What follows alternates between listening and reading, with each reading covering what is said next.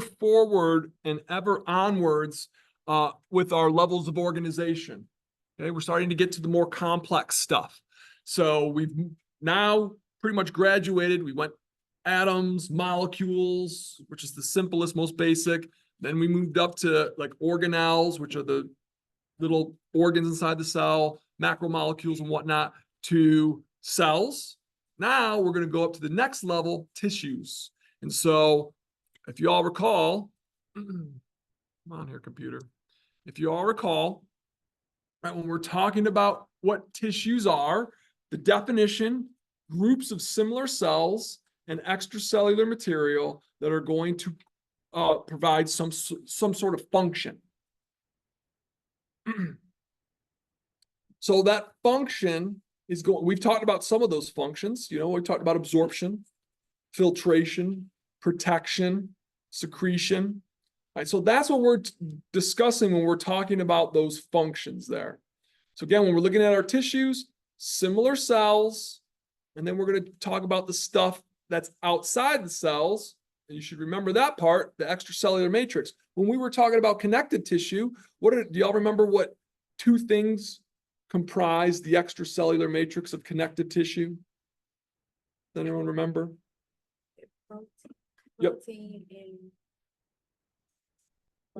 ground substance and protein fibers. Yeah, you nailed it. So ground substance and protein fibers made up our extracellular matrix when we were talking about connective tissue. So good, yeah. So of course, just to review, you'll probably see a question on that. Histology is the study of tissues. You'll definitely see a question on this part. There are 4 tissue types in the body. You got to know them. Okay, you got to know them. So chapter 5, we're going to talk about all 4 of those. And then we'll spend a lot of time in the remaining part of the second half of this course talking about those 2 tissues, muscle and nervous tissue. Okay, so we'll spend a lot of time talking about that. So the 4 types: epithelial tissue, connective tissue, muscle, and nervous tissue.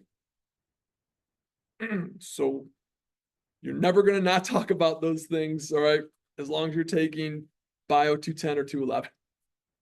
All right, so let's talk about epithelial tissue here, okay? All right, so epithelial tissue, known as epithelium, we talked about how you can have a variety of different types of epithelium, but when we are discussing epithelium, we name it based on the number of cell layers and also, right, the shape of the cells, okay, what they look like. But one of the things that you have to understand, this is one of the characteristics of epithelial tissue, and I didn't really talk about this in lab too much, is that the cells and those layers are closely packed. That's one of the characteristics of epithelial tissue. Now, when we were learning about connective tissue, the cells might not even touch each other. But epithelial tissue, the cells are jammed up against each other. So pretty much when we're looking at epithelial tissue, hardly any extracellular matrix. And so we see epithelial tissue all over the place. Look at some of those locations. Cover body surfaces. Well, what covers our body's surface? Skin. Yeah. Your skin is made up, the outer layer of your skin, which is called the epidermis, is primarily made up of stratified squamous epithelium. Right. Lion's body cavities. We just learned about the serous membranes. Remember the parietal and visceral layers of the serous membranes, pericardium, pleura, right? The all those, I'm listing one of them. Anyways, peritoneum, right? So again, that is epithelial tissue. And then and also in lab, when we were talking about the glands, okay, some of those sweat glands that we were discussing, once again, epithelial tissue. Right? So we find it all over the place. But keep in mind, just to review, closely packed cells, so virtually no extracellular matrix because they're tightly packed. There's no room for extracellular matrix if the cells and the cell layers are jammed up against one another. Can't fit anything else in there. Right? It's like you getting in your car with your friends in high school and you had 10 people in the car and you're trying to ram 2 more people in there. It just can't happen. You can't fit it. All right, so some of the characteristics when we're discussing epithelial tissue, the first characteristic is what we call cellularity. And that means pretty much when you're looking at this tissue, it's just cells. And that's what we're referring to. And these cells are, again, tightly packed. And therefore, if it's mainly cells, we really don't have much extracellular matrix available. All right, so that characteristic is what we call cellularity. The next one is called polarity. Now, you may have heard, polarity when we're talking about a magnet. You have a north pole, you have a south pole, right? Or something may have an upside or a downside. But point being is when we're talking about polarity for a cell, I won't draw it, I'll write it. All right, polarity of the cell, and I'll use the columnar cell. You have a top part of the cell, which is the apical part, and then you have the bottom part of the cell, which is the basilar part. Easy to remember, basilar B, bottom B, okay? That's how I remembered it. Okay, so the basilar part is the bottom side of the cell. The apical part is known as the top part of the cell, like you have the apex predator is the top type of predator, okay? So we have apical part, and then you have the lateral. Those are the sides here. So that's what we're referring to when we talk about polarity. So the apical part, that's usually going to be, it depends on what type of epithelium we're dealing with, but that usually will be exposed to the external environment, like your skin here, when you're looking at your skin. All right, if we're dealing with one of the serous membranes, it could be lining the internal body cavities there. So that apical layer or surface will be facing the internal space in those body cavities there. Oh, there it is. Okay. And so then our bottom part is going to be the basal surface there. And the basal surface is going to make contact with either the cell layer below it, which would be if we were dealing with stratified epithelium, or if it's just simple, or it's the bottom layer of the stratified, it will make contact with the basement membrane. And so that's going to be that connective tissue that's below epithelial tissue. All right, so cellularity, polarity, moving on. We have our basement membrane, and that basement membrane sits right underneath the bottom layer of the epithelium. So until you hear otherwise, all epithelium has a basement membrane. There's always exceptions to the rule, but for right now, all right, we have all the epithelium that is going to be in the basal layer. If it's stratified or if it's simple, every single cell makes contact with that basement membrane. This is a huge characteristic that I do talk about, and you'll see it as we move through the course. Right? Epithelial tissue is essentially avascular. It does not have, good blood supply. So the majority of epithelium is going to get its nutrients, right, through diffusion. And so what will happen is you'll have blood vessels that are close to these cells. And so material will leave the blood vessels and move through some of the underlying connective tissue there, and it'll make its way to the epithelial cells. You'll see that in the skin, and I'll point that concept out when we talk about the epidermis and the papillary layer of the skin, and you'll see what I'm talking about. But keep in mind, it doesn't have its own blood supply, no blood vessels. So neighboring blood vessels, when the nutrients are diffusing out, right, leaving the blood vessel, it has to move across the connective tissue and eventually into the epithelial tissue. But what we will see is, even though we got a somewhat poor blood supply, we're certainly not lacking in our nerve supply. Right? We call that innervation. So there's quite a bit of nervous tissue here in our epithelium, which is important. Think about it. Largest organ in your body, take a guess. You nailed it, skin. Yeah, the skin is the largest organ in your body. Most of the receptors, touch receptors, thermoreceptors, which is the temperature receptors, you have quite a few of those in your skin by design. Right? So again, you have all of that nervous tissue in your skin. So why? To help detect any changes in the environment. Or I could say to help detect stimuli, which are going to be changes in the environment, whether internal or external. And then epithelial tissue has a great ability to regenerate. So as cells are being sloughed off, like in your skin, right? We don't lose our skin like a snake does, not all at once, all right? But all the time, your superficial cell layers on your skin are sloughing off because they're dead, right? And so they're not going to last long anyways. But why? Because you're constantly making new, younger, improved epithelium in the deeper layers. And it pushes out from the deeper layers and pushes and causes the sloughing off of our superficial cells. So what does that mean? That means we see a lot of this process going on. Mitosis, which is cell division. Specifically, when we talk about mitosis, it's somatic cell division. What's a somatic cell? Well, easier way to answer that question is you have two classes of cells in your body. You have sex cells and you have somatic cells. Sex cells are going to be the oocytes, which are the eggs, and the sperm in males. So those are your gametes. Those divide through meiosis. All the other cells in your body are somatic cells, and they divide by mitosis. If you remember it that way, you won't go wrong. Okay?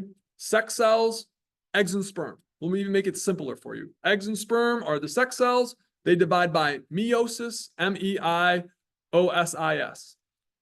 And then every other cell is a somatic cell, and those that are capable of division will divide by mitosis. So basically with mitosis, you have one cell, and when it divides, you wind up with two cells. And they're identical to one another. All right? Okay, so basically here's what we're looking at for our epithelial tissue here.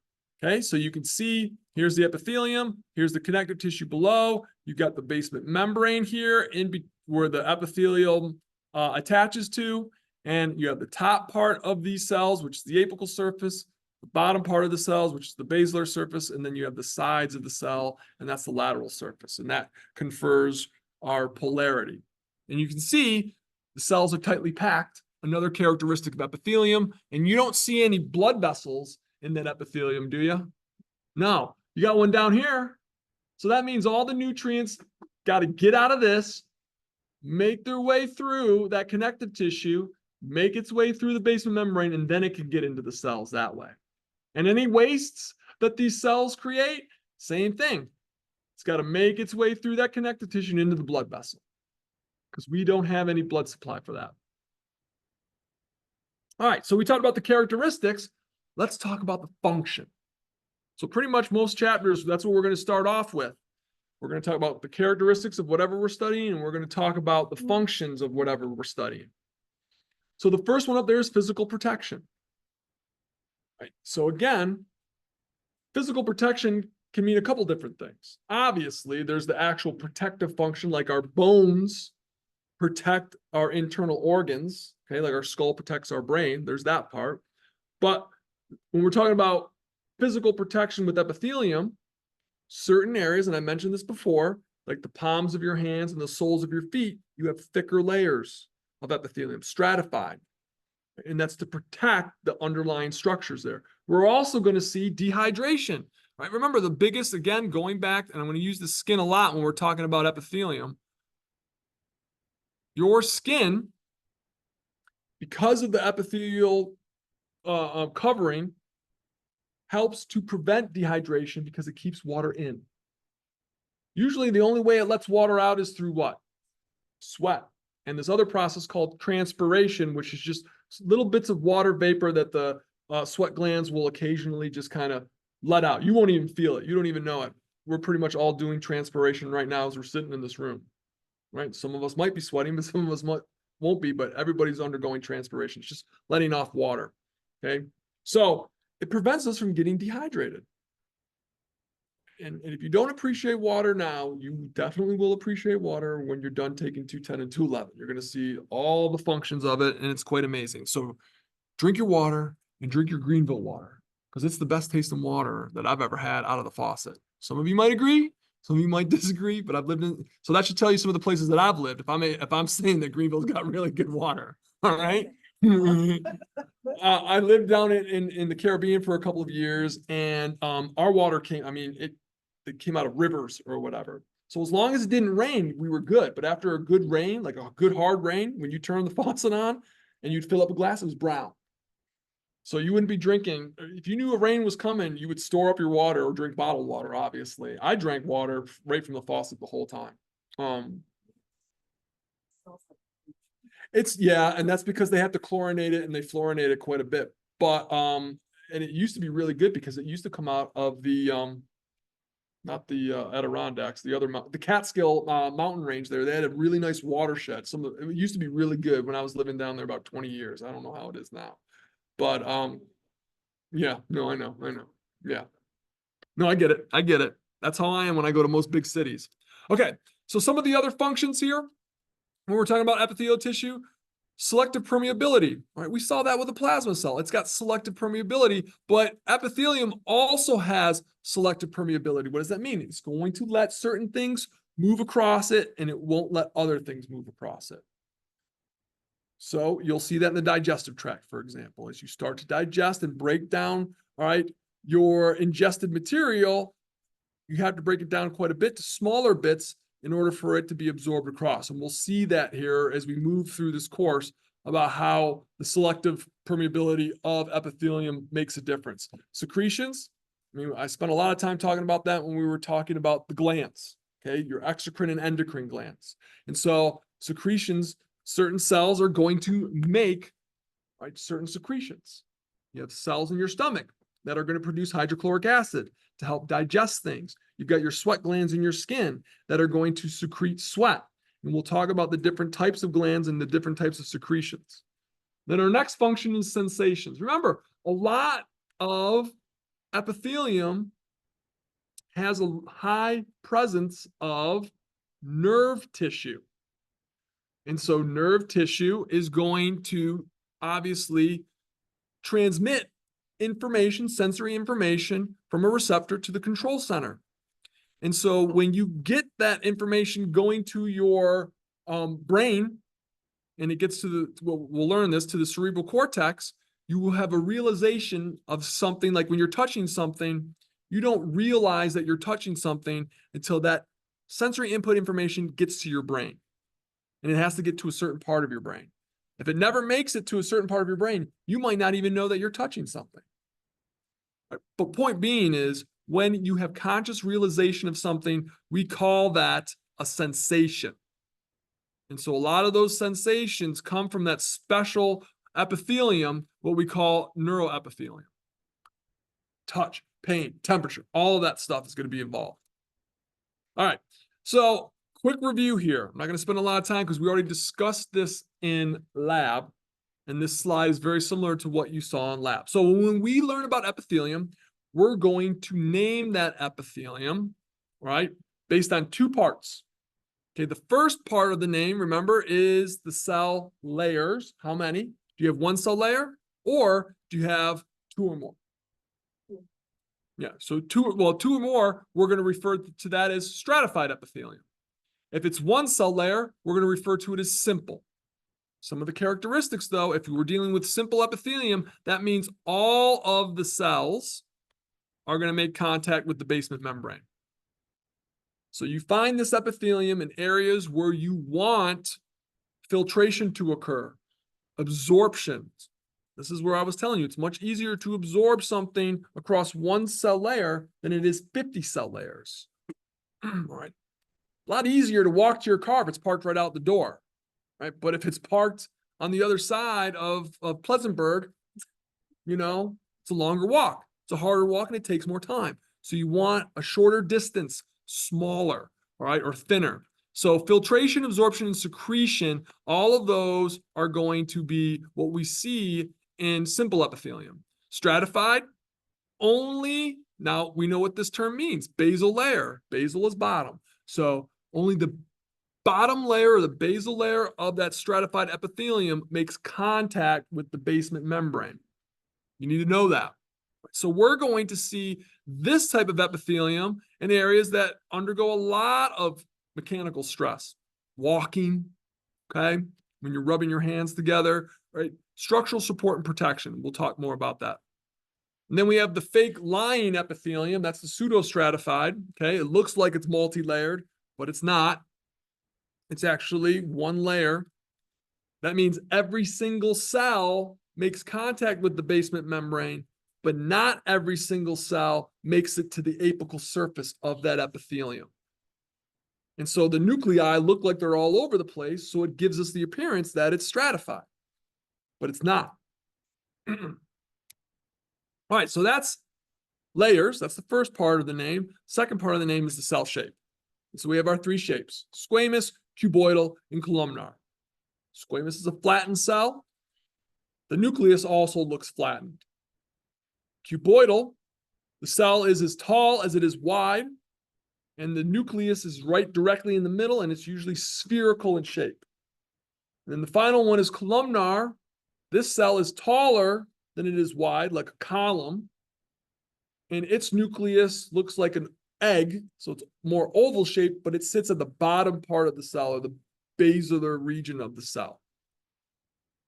And then we have our transitional cells, and these are the ones that I told you that are the transformer cells. Depending on what's going on with that epithelium, if it's being stretched, it's in the bladder, and the bladder's full, then that epithelium is stretched and it looks flat. When the bladder's empty and it's not being stretched, then it's going to look more polyhedral. It's going to have a rounded top, and it looks like it's much more, it's not being compressed, I guess you could say. So I love this picture here because it does explain here our first name. Here is the second name. Simple epithelium. Every single cell makes contact with the basement membrane. Stratified epithelium, only the basal layer makes contact with the basement membrane. And this is the one I was telling you about. The cells, if you look at the basal layer here, they look a lot different than the cells up top here. And what did I say? How do we name stratified epithelium? Based on what when we're talking about, all right, the cell shape? Exactly, you nailed it. The apical surface there. Whatever the cells look like at the top layer, that's what we name, all right, the epithelial after. So it'd be stratified. In this case, it looks squamous, so it'd be stratified squamous. But down here, it looks more cuboidal, or what we call low columnar. So we always name for stratified epithelium what the cells look like on the top layer. Okay, don't want you to get confused on that. All right, you should remember this right here, figure 5.3. This is the one I was telling you about. If you just kind of want to get an idea for some of the basic characteristics of some of this epithelium, this will help you. I would say start there, learn that, and then you can learn more of the detailed aspects of this tissue. All right, so we're going to go on a quick ride here. We're going to kind of, when I say that, we're going to kind of run through this stuff here. Not too fast. All right, so this slide looks familiar. Here's our simple squamous epithelium. All right, you're going to find this in areas where we need to have that filtration, that absorption, right, and secretion. So we'll find this picture, this example is in the alveoli of the lungs. And so that white space there, that's where the oxygen is. And then you'll have the blood vessels off to the sides in some of these areas. So oxygen fills this space, and then it moves across these thin layers here into your blood and jumps onto the hemoglobin in your red blood cell, and it goes off somewhere to the body. All right, so again, we're going to find this type of epithelium, all right, in areas where we have that filtration and absorption. So thin, think thin barrier. Simple meaning one layer. Squamous means we have a flattened cell. Cool? Makes sense? All right. Next one is the simple cuboidal. Again, one single layer, right? The cells are as tall as they are wide, and the nucleus is directly in the center here. Again, we will see this type of epithelium in places for absorption and secretion, right? And so that usually means if we're talking about absorption, we're going to see that in certain tissues, like in the kidneys, a lot of filtration and absorption occurs there. And then we'll also see it in some of the ducts there. Remember the DUCTS, the duct of a gland. You have the secretory portion that makes the secretion, and then you have this tube-like structure that will conduct the secretion to the surface of the epithelium. And so we'll see along those ducts, we'll see this simple cuboidal. Right, simple columnar comes in two forms. We have the non-ciliated and the ciliated here. So again, simple, one single layer of cells, and then the cells are like a column. They're taller than they are wide. And so these will have secretion and absorption functions there. So let's talk about the two different types here. First one is the non-ciliated. So therefore, if it's non-ciliated, you definitely know there's no cilia, right? But there is a plasma membrane modification on this type of epithelium, and that's going to be the structure called microvilli. If you heard me in lecture when we were talking about those different modifications or extensions of the plasma membrane, the microvilli is the one that's going to increase the surface area of the cell. So on the microscope, when you're looking at it under a light microscope, it'll have like this kind of fuzzy appearance to it. And we call that the brush border. Someone named it when they were looking at it on a light microscope, so the name stuck. So you have this brush border, which is just going to be, all right, the microvilli. And then you'll notice, right, here in that epithelium, you've got these white structures here, and those are going to be the goblet cells. And the goblet cells are the cells that produce mucin. It's a glycoprotein. And when that mucin gets secreted out of the cell into this space here, the lumen of the small intestine, there's water out there. There always is. Okay? Mixes with the water and it turns to mucus, which is good.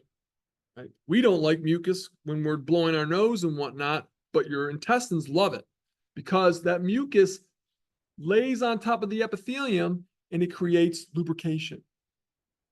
So all that food that's getting pushed through here, it doesn't rub up against the epithelium, it rubs against the mucus, so it's able to move through easier. And the mucus plays a small buffering role because remember, your stomach acid is pretty acidic, right? It's about 2-3 on the pH scale. It's pretty low. Well, these cells can't handle that. It can damage them. So the mucus will help. It's not the main cause, but it will help reduce the acidity, right, of the stomach contents as it comes out there. So where are we going to see this type of epithelium? Pretty much throughout your digestive tract there, from the stomach to the anus. Right, so that's the small intestine, large intestine, all the way out. All right, the next type is the ciliated. So obviously, if it's ciliated, we're going to have cilia on the surface of our epithelium there. And what is, oh, it's up there. All right, I was going to say, what does cilia do? It moves stuff. Well, in this case, we have, all right, we have goblet cells in that epithelium. Goblet cells produce the mucin, which makes the mucus, and the cilia moves the mucus. And so we're going to find this in the bronchioles, in the respiratory tract. And the reason why we're producing mucus, right, in our respiratory tract is when you're inhaling things, right, we're not always in air that's going to be pure. Okay? And especially if you live near a city, Greenville counts because we do have some industry here. Right. So you're going to be breathing in stuff in the air. You might not be able to see it, but it's particulates, pollutants. And so it gets trapped in the mucus, which is good because we don't want it down deep into our lungs. And so the cilia, right, will beat that mucus up towards our mouth, along with all of those foreign particulate matter. So it's not getting stuck in your lungs. We're getting rid of it. Either you cough it up or you swallow it. Right. And so we'll also see it in the uterine tubes. And this is where I was telling you, right? Remember, the oocyte does not have a means of propulsion. It can't move itself. It's not like a sperm cell, which has its little flagellum there. So it needs help because otherwise it just float there, right? And so the cilia in the uterine tubes beat towards the uterus. So it sweeps the oocyte, whether it's fertilized or not, towards the uterus for possible implantation. All right, last part here. Let's just finish up with the pseudostratified columnar epithelium here. Again, look at the name, pseudostratified. Okay, that means it's one single layer that appears stratified. Columnar epithelium, it's still going to look the same. It's still going to have that tall rather than wide appearance there. So that means every single cell, like I said, where are you? All the cells touch the basement membrane, but not all of them make it to the apical surface. So we have two types, ciliated and non-ciliated. Let's talk about them. So the first one is the ciliated, okay? Same type. You guys should be pretty good with this right now, right? Ciliated, apical surface has cilia. We're also going to have goblet cells there. Goblet cells produce the mucin, which makes mucus, and then the cilia sweeps it away.